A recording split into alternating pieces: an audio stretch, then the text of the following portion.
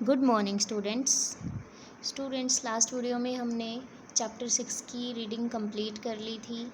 I hope आपने उसको घर पर अच्छे से रीड कर लिया होगा और आपको समझ भी आ गया होगा। स्टूडेंट्स, मैंने आपको कुछ होमवर्क दिया था करने के लिए, इसको एक बार क्रॉस चेक कर लीजिए आप।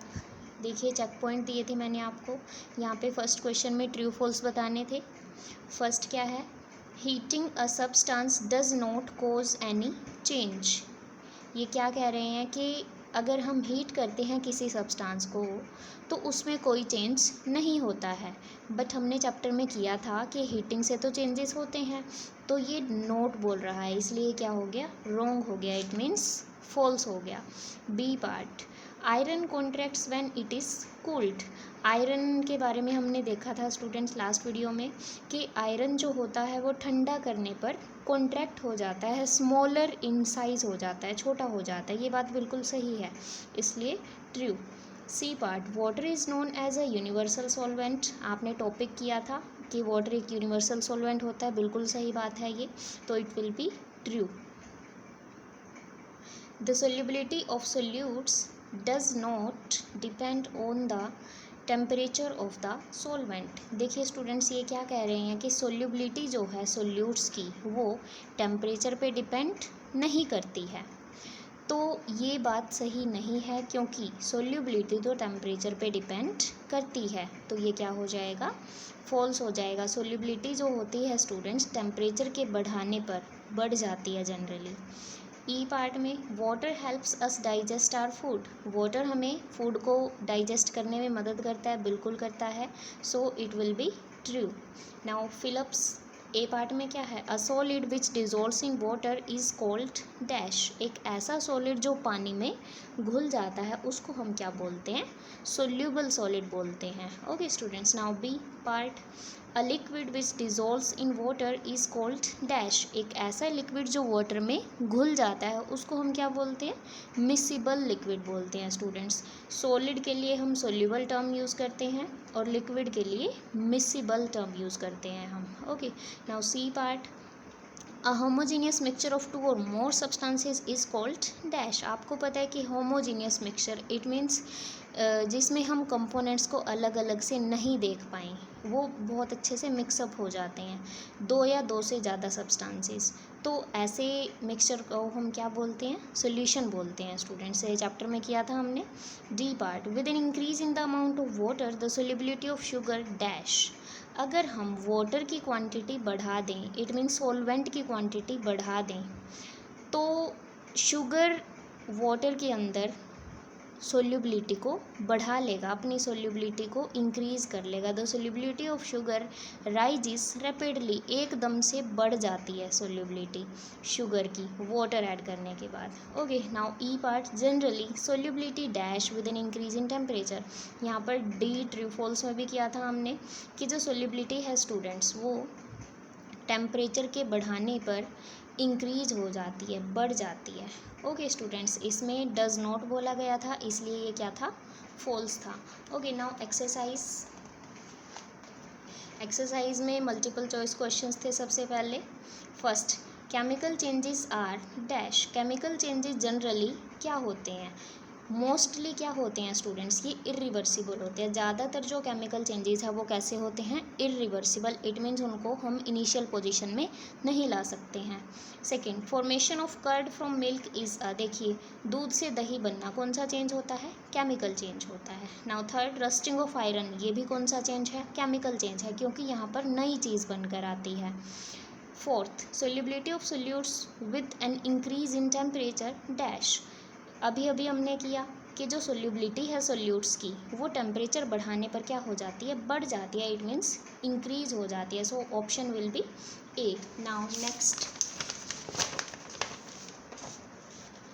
नेक्स्ट है हमारे पास, in a chemical change energy is dash. जब भी कोई केमिकल चेंज होता है स्टूडेंट्स, या तो एनर्जी ली जाती है या फिर दी जाती है, या तो एब्जॉर्ब कर ली जाती है या फिर बाहर दे दी जाती है। So answer will be D, either absorbed और गिवन आउट। या तो बाहर आ जाती है एनर्जी या हमें देनी पड़ती है। नाउ मैचेस, इवापोरेशन है फर्स्ट। इवापोरेशन को किससे ज्वाइन करेंगे हम? इवापोरेशन प्रोसेस में क्या होता है? उसमें क्या होता है स्टूडेंट्स, लिक्विड वेपर में चेंज होता है। So liquid to vapours. और कंडेंसेशन में क्या होता है, vapours to liquids. So condensation किसके साथ हो जाएगा, वेपर्स टू लिक्विड। मेल्टिंग में क्या होता है स्टूडेंट्स, आइस का क्या बन जाता है, वाटर बन जाता है। ओके, और फ्रीजिंग में इसके अपोजिट होता है। अगर वाटर को फ्रिज में रख देंगे तो क्या बन जाएगा, बर्फ़ बन जाएगी, आइस बन जाएगा। It means water to ice. Now burning wood to ash. लकड़ी को अगर बर्न करेंगे तो क्या बन जाएगी, ऐश बन जाएगी। इट मीन्स उसकी राख बन जाएगी स्टूडेंट्स। अब हम कुछ इम्पोर्टेंट डेफिनेशंस करते हैं जो हमारे चैप्टर में आई थी स्टूडेंट्स। ओके, ये आपने लर्न भी करनी है और इनको नोटबुक में राइट भी करना है आपने। देखिए students, first definition, reversible change.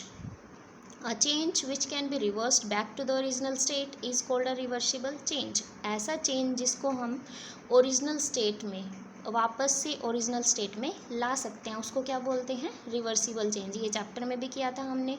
और इसी के अपोजिट क्या होता है, irreversible change. A change which can not be reversed back to the original state is called an irreversible change. Okay students, इसके बहुत सारे एग्जाम्पल्स भी किए थे हमने चैप्टर में। आई होप आपने चैप्टर पढ़ लिया होगा अच्छे से, तो एग्जाम्पल्स भी आपको बहुत अच्छे से क्लियर होंगे। Now physical change, a change in which no new substance is formed and the substance only undergoes a change in its shape, size, appearance और state is called a physical change. एक ऐसा change जिसमें नया substance नहीं बनता है, no new substance is formed. And और क्या होता है, सब्सटेंस में किस चीज़ में चेंज होता है, बस या तो शेप में, साइज में, अपीयरेंस में, या फिर स्टेट चेंज हो जाता है। इट मीन्स सॉलिड, लिक्विड या गैस में कन्वर्ट हो जाता है वो। तो ऐसे चेंज को हम क्या बोलते हैं, फिजिकल चेंज, जिसमें नई चीज़ नहीं बनती है और सिर्फ शेप, साइज, अपीयरेंस या फिर स्टेट में चेंजेस होते हैं। नाउ केमिकल चेंज होता है इसी के साथ। केमिकल चेंज में नई चीज़ बन के आती है। A change in which new substances are formed with properties that are different from the original substance is called a chemical change. एक ऐसा चेंज जिसमें नई चीज़ बनकर आती है जिसकी प्रॉपर्टीज़ पहले वाली से बिल्कुल अलग होती है, जैसे दूध से दही बनना। नाउ सोल्यूट क्या होता है और सॉल्वेंट क्या होता है। The substance which is added to a liquid is called solute. मैंने आपको चैप्टर में बताया था, जैसे अगर हम एग्जांपल लेकर चलें स्टूडेंट्स, हमने यहाँ पर वाटर लिया है और उसमें हम सोल्ट ऐड कर रहे हैं, तो वाटर क्या हो जाएगा, सॉल्वेंट हो जाएगा, और जो उसमें सॉल्ट हमने ऐड किया वो सोल्यूट हो जाएगा। जो इनको मिक्स करने पर बनेगा वो बनेगा solution. The substance which is added to a liquid, जो लिक्विड में ऐड किया जाता है उसको सोल्यूट बोलते हैं। The liquid to which substances are added is called solvent. ऐसा लिक्विड जिसमें चीज़ें ऐड करी जाती हैं उस लिक्विड को क्या बोलते हैं, सॉल्वेंट बोलते हैं। बहुत इंपॉर्टेंट टर्म्स हैं तीनों, solute, solvent and solution. Now solution की definition, the homogeneous mixture of two or more substances is called a solution. ये अभी हमने फिलअप में भी किया था स्टूडेंट्स। ओके, एक होमोजीनियस मिक्सचर, दो से ज़्यादा सब्सटेंसेस का क्या बोलते हैं, उसको सोल्यूशन बोलते हैं। Now solubility, maximum amount of substance that can be dissolved in 100 millilitres of a liquid at a particular temperature is called solubility. Last video में ही किया था हमने। मैक्सिमम अमाउंट किसी सब्सटेंस का जो हम 100 मिलीमीटर्स के किसी लिक्विड में घोल सकते हैं उसको हम क्या बोलते हैं, सोल्यूबिलिटी बोलते हैं। स्टूडेंट्स, ये चैप्टर में हम कर चुके हैं, जस्ट उनको एक बार रिवाइज कर रहे हैं हम। Now next definition is saturated solution. The solution in which no more solute can be dissolved at any temperature is called a saturated solution. एक ऐसा सॉल्यूशन जिसमें हम और ज़्यादा सोल्यूट नहीं घोल पाते हैं किसी पर्टिकुलर टेम्परेचर पर, उसको क्या बोलते हैं, सैचुरेटेड सॉल्यूशन बोलते हैं।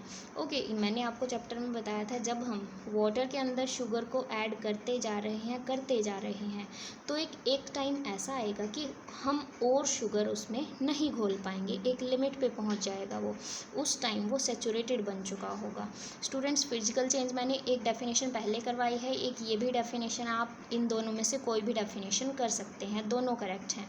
A change in which only the physical properties of any substance are changed and no new substance is formed is called a physical change. वहाँ पर भी दो बातें ही करी थी हमने, क्या, सिर्फ फिजिकल प्रॉपर्टी चेंज होती है। फिजिकल प्रॉपर्टीज़ कौन सी? शेप, साइज, कलर या फिर स्टेट। सब physical properties of any substance are changed and no new substance is formed, और नई चीज़ नहीं बनती है, उसको क्या बोलते हैं? फिजिकल चेंज बोलते हैं। तो स्टूडेंट्स, आपने ये डेफिनेशन पहले भी की है, मैंने दोबारा से करवा दी हैं। इनको लर्न भी करना है आपने और नोटबुक में राइट भी करना है। नेक्स्ट वीडियो में हम आगे प्रोसीड करेंगे। यहाँ तक अपना वर्क आपने कंप्लीट कर लेना है। Okay students, thank you.